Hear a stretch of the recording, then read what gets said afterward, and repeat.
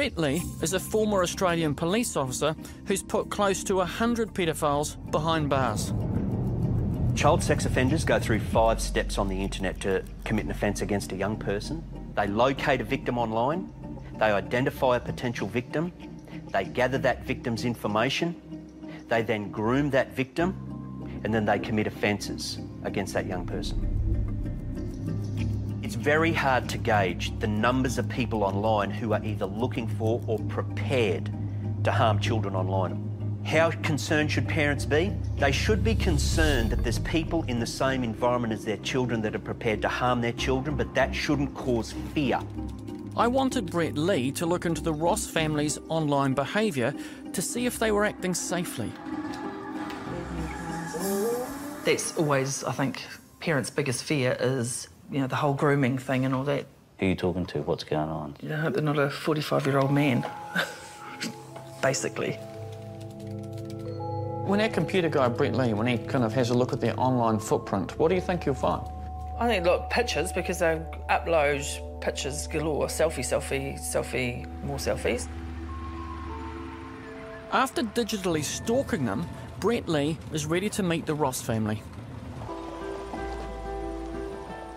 So everyone, this is Brett. Good afternoon, don't tell me. Kennedy, Mason, Riley and Regan. Wow. OK, guys, I was given the task of seeing how much information I could find out about you, your family, your friends and your life. I spent about half an hour just having a bit of a search, and I just did some searches that anybody in the world could do. I was able to find out what you may be surprised to know was a fair bit of information.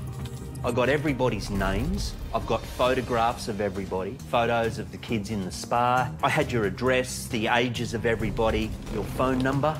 I knew where and when you went on holiday. I felt like I already knew you guys. Who gave away the most information in the family? Do you want me to be honest? Yeah, go on.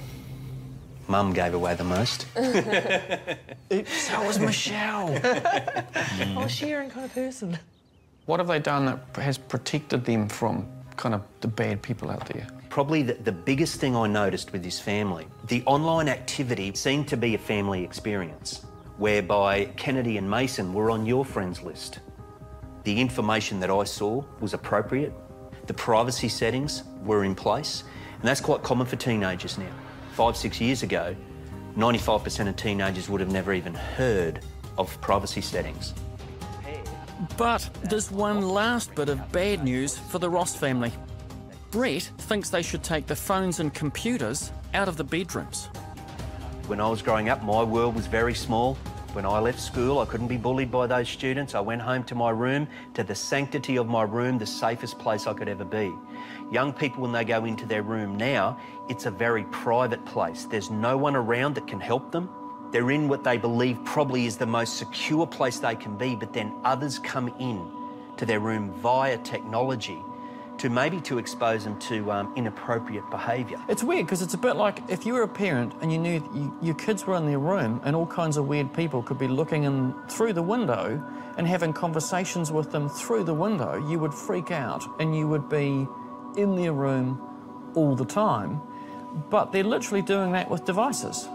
It's exactly right. It's just our mindset. I think there's a lot of finger crossing going on out there where we're hoping our kids will get through okay. I've spoken to hundreds of child sex offenders on the internet, and one of the first things that they would ask me, nearly every single one, would be, where are you?